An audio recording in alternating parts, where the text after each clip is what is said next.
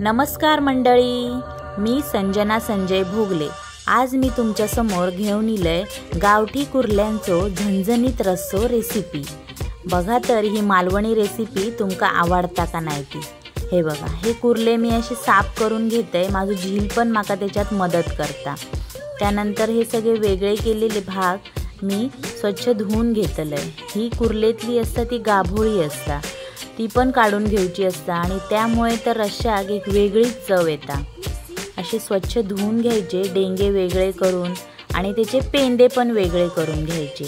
त्यानंतर आमटीत घालूचे आणि हे मिक्सराक लावचे डेंगे, छोटे डेंगे, आणि ही त्याची गाभोळी असता। तर मी आता हे छोटे डेंगे मिक्सराक लावून घेतलंय आणि ते आता मी गाळून घेतलंय। त्याच्यामध्ये पाणी ॲड करून ते मी असे गाळून घेतलंय पूर्ण। परत त्याच्यात थोडंसं पाणी घालून ते पुन्हा सगळं आता गाळून घ्यायचा। आणि ह्या जा पाणी असता ता सुद्धा रश्शाच्या चवीसाठी उपयोगी ठरता। तुम्ही बघा आता किती पाणी मी त्याचं तयार केलंय। असं सगळं व्यवस्थित करून घ्यायचं। त्यानंतर त्याचं साहित्य असा, एक नारळाचं सुक्या खोबरा, 2 मध्यम कांदे उभे चिरलेले, 1 इंच आला, लसणाची पाकळे, 1 हिरवी मिरची। त्यानंतर पहिल्यांदा कांदो भाजून घ्यायचो। कांदो थोडं लालसर झालो की मग खोबरा भाजायचा आणि मग ता थंड झाल्यावर मिक्सरला लावून घ्यायचा। त्यानंतर मी गॅसवर टोप ठेवलेलं आहे। आता त्याच्यात 4 मोठे चमचे तेल टाकलंय। तेल गरम झाला की फोडणीसाठी मी कढीपत्तो आणि एक बारीक चिरलेलो कांदो वापरतले।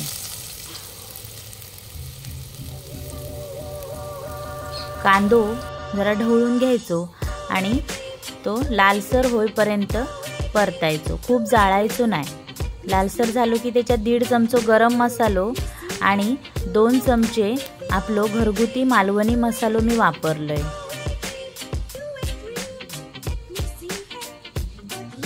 त्यानंतर फोडणीत तो जळा नये म्हणून मी जरासा पाणी टाकते त्याच्यात, कारण आपण कसा खूप तेल वापरत नाही जेवणात। तेल वापरलेला पण कधी कधी आपल्या आरोग्यासाठी चांगला नसता।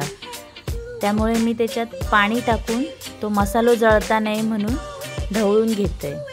मसालो जरा तेलात परतलो 1-2 मिनटा की नंतर त्याच्यात ती गाभोळी असता कुर्ल्यांची ती मिक्स करायची।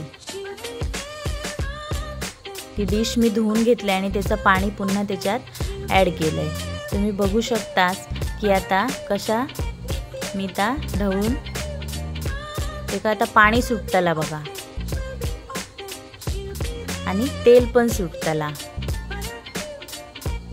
ती 2-3 मिनिटं अशी तेल सुटेपर्यंत परतायची। परतल्यानंतर ढवळून झाली की मी त्याच्यात आपण जा वाटण केला खोबऱ्याचा, कांद्याचा, आल्याचा, लसणीचा आणि हिरवी मिरची घालून ता वाटण मी त्याच्यात घालतलंय आणि ता सुद्धा ढवळून घ्यायचा। त्यानंतर त्या वाटणामध्ये आपल्याक जसो रश्शाची आपल्याक जशी म्हणजे पातळपणा हवं त्याप्रमाणे पाणी, म्हणजे जा कुर्ल्यांचो रस्सो आपण जो ॲड केलो होतो मिक्सराक लावून, तोच आपण त्याच्यामध्ये मिक्स करायचो। वेगळा पाणी घालायचा नाही आणि जर खूप पातळ हवे असतात तर तुम्ही वेगळा पाणी घालू शकतास, पण माका आता ह्या एवढा पाणी पुरेसा वाटता, तुम्ही बघू शकतास। आणि मी थोडासा पाणी ॲड केलंय।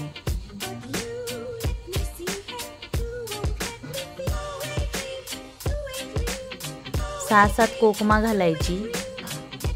त्यानंतर आपण वेगवेगळे करून ठेवलेले डेंगे आणि पेंदे त्याच्यात ॲड करायचे।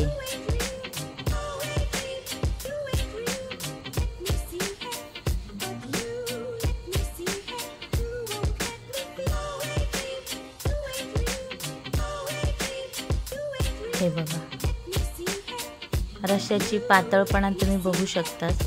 आणि आता मी मध्य आचेवर, मीडियम गॅसवर ती आमटी ठेवलेली असा। ते का बघा कसं उमाळ सुटलो आ।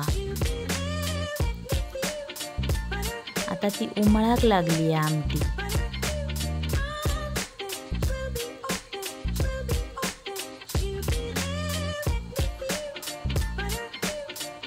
बघू शकतास तुम्ही, एकदा ढवळून घेतलंय.